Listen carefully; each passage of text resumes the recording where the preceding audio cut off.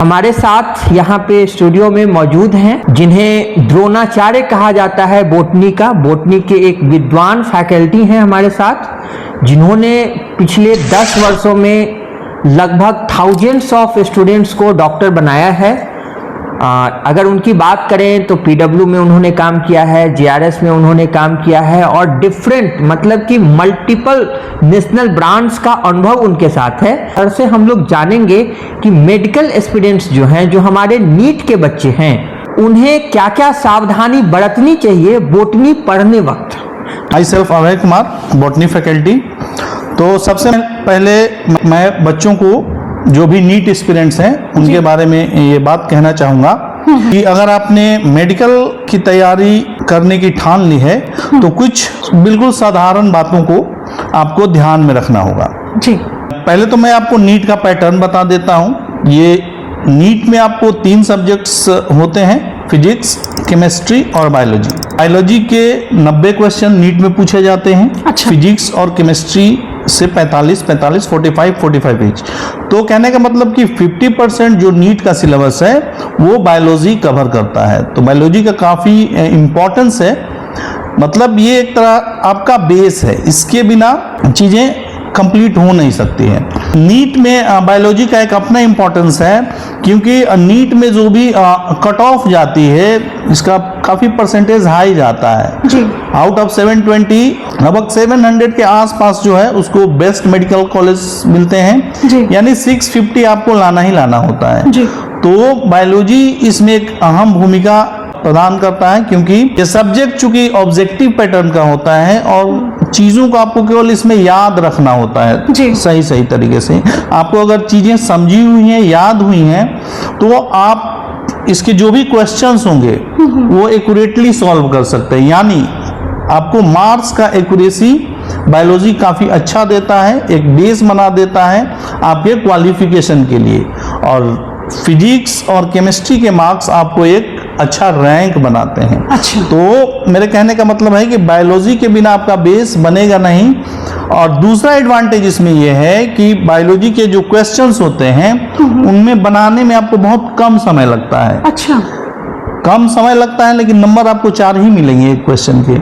तो ये क्या करता है कि आपके फिजिक्स और केमिस्ट्री के लिए काफ़ी समय बचा देता है। अगर बायोलॉजी आपने काफ़ी अच्छे से पढ़ा है तो फिजिक्स और केमिस्ट्री के लिए आपको ये काफ़ी अच्छा समय देता है कि आप उसके भी क्वेश्चंस को बिना किसी स्ट्रेस के, बिना किसी हड़बड़ी के सॉल्व कर सकें। तो इसके लिए एक सिस्टमेटिक हमारा स्टडी प्लान होगा।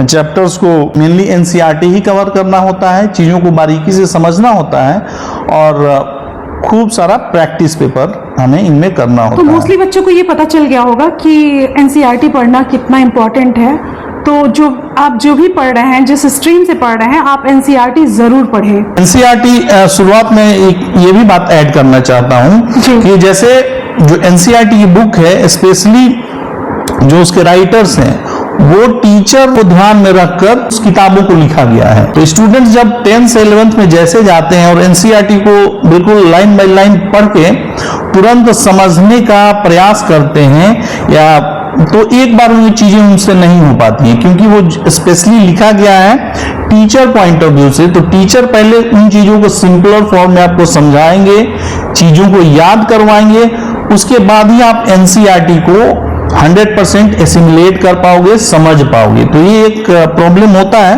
इन बच्चों के मेनली बायोलॉजी में कि वो चाहते हैं एज अ थ्योरी एनसीईआरटी को पढ़ना, लेकिन उसका जब तक एक एक लाइन का एनालिसिस टीचर्स नहीं करेंगे, बच्चों को इसमें मुश्किल आती है समझने में। अगर आपको लगता है कि कुछ और भी आप जानना चाहते हैं इन एक्सपर्ट से, तो आप मुझे मैसेज कर सकते हैं, आप मुझसे पूछ सकते हैं और मैं आपकी बात करा दूंगी ये जो भी एक्सपर्ट्स हैं। बहुत सी बातें हैं जो मैं बच्चों को देखती रहती हूँ कि बच्चे परेशान हैं, बच्चों को बहुत प्रेशर है और इधर उधर भटक रहे हैं, कहीं से भी उन्हें सही गाइडेंस नहीं मिल पा रहा है, सही बातें नहीं मिल पा रही हैं, पता नहीं चल पा रहा है, क्योंकि आजकल सोशल मीडिया पे मिसगाइडेंस बहुत हो रही है। इसलिए जरूरत है कि हमें सही चीज का पता चले, कहाँ परेशानी वाकई में हो रही है, इसकी जानकारी हमें मिल पाए। सबसे पहले thank you Abhay sir Abhay sir ने बहुत अच्छे तरीके से बताया कि लाइक बायोलॉजी का इम्पोर्टेंस क्या है नीट एग्जामिनेशन में, और साथ ही साथ एनसीईआरटी का इम्पोर्टेंस है। तो सर ने जो बताया उससे मैं एक समरी के फॉर्म में आपको बता देता हूँ कि सर ने ये कहा है कि एनसीईआरटी जो है वो नीट के लिए दैट इज एनफ सफिशिएंट है, लेकिन एनसीईआरटी पढ़ना कैसे है, तो जब सर क्लास में आपको उस पार्टिकुलर टॉपिक को सिखा दे, पढ़ा दे इन सिंपलेस्ट फॉर्म, तब आप घर जाएंगे और घर जाके एनसीईआरटी रीड करेंगे तो वो आपके लिए बहुत ही बेनिफिशियल होगा। मतलब कि ये सिर्फ कहना कि एनसीईआरटी पढ़ने से हो जाएगा, लेकिन एनसीईआरटी पढ़ना ही अपने आप में एक बहुत बड़ा टास्क होता है जिसमें कि हमें एक्सपर्ट्स की जरूरत होती है।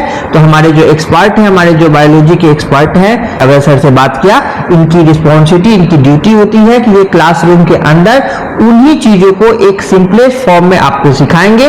उसके बाद आप एनसीईआरटी जाके पढ़ेंगे तो वो 100% वर्थ होगा। जैसे कि किसी भी चीज के यूज करने का तरीका होता है, अगर आप कोई भी प्रोडक्ट भी यूज करते हैं ना तो वहां पे उसका डायरेक्शंस लिखा होता है हाउ टू यूज।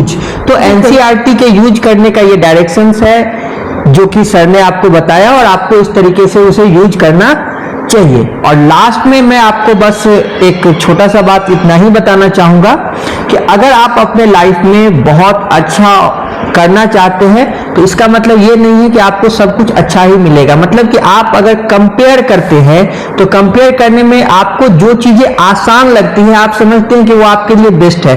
तो बेटा लाइफ इतना आसान नहीं है। मैं इसको एक सिंपलेस्ट फॉर्म में आपको बताता हूं कि जब हम घर से निकलते हैं रोड पे तो कहीं ट्रैफिक होता है, तो ट्रैफिक में आप क्या करते हैं, गाड़ी को उड़ा के ले जाते हैं क्या? नहीं, वहां पे हम गाड़ी को स्लो करते हैं।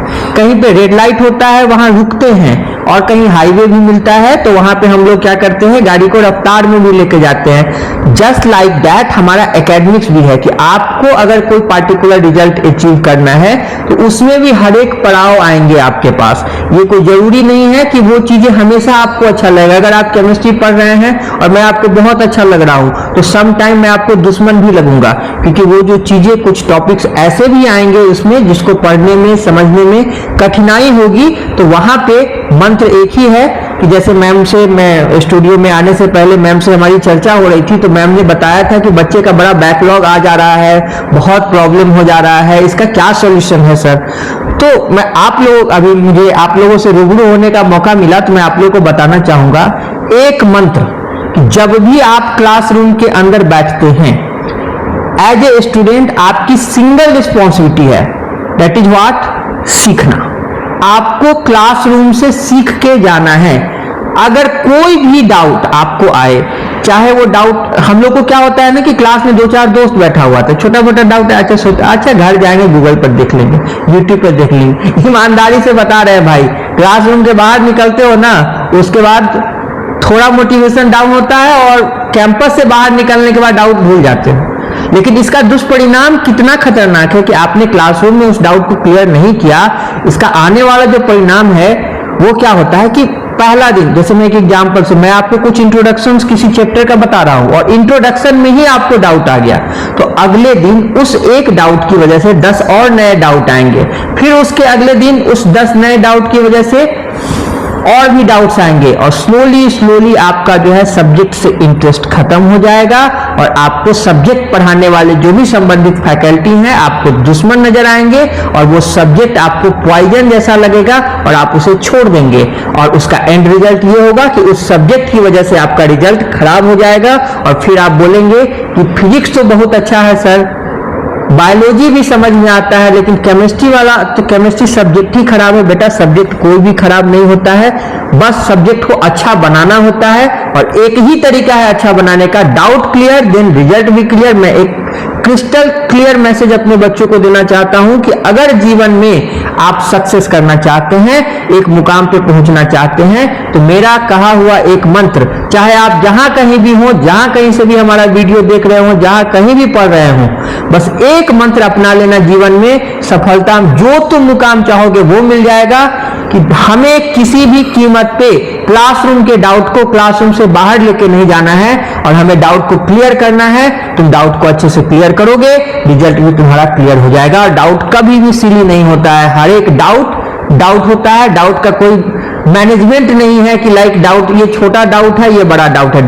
डाउट है तो मेरा फुल्ली फोकस इस डाउट वर्ड पे है कि आपको किसी भी कीमत पे क्लासरूम से बाहर डाउट को लेके नहीं जाना है, डाउट को क्लियर करना है। बस इस छोटे से मंत्र को आप अगर अपनाओगे तो जीवन में जो भी करना चाहते हो वो तुम्हें मिलेगा। शॉर्टकट कभी मत अपनाइएगा। हमेशा जब आप अच्छे से पढ़ते हैं, ये आजकल जो चल रहा है कि शॉर्ट वीडियो देख के आप सीख लेंगे काफ़ी, और जो आपके डाउट्स हैं वो आप सर्च करके डाउट्स को क्लियर कर लेंगे, तो ये बहुत कम समय के लिए होता है। लेकिन लंबे समय तक याद रखने के लिए आप जब टीचर से बात करेंगे, जब वो एक्सप्लेन करेंगे आपको, तो वो लंबे समय तक आपके जहन में रहेगा। समटाइम भाई ये भी होगा कि कुछ टीचर से डाउट पूछने जाओगे और वो टीचर तुमको डांट देंगे, इग्नोर मारो। उम्मीद है कि आपको आज का वीडियो पसंद आया होगा, आपको काफ़ी सारी इन्फॉर्मेशन मिली होगी, आप काफ़ी कुछ सीख पाए होंगे। और भी इन्फॉर्मेशन के लिए देखते रहिए भारत की एक झलक। मिलते हैं अगले वीडियो में, तब तक जय हिंद, जय भारत।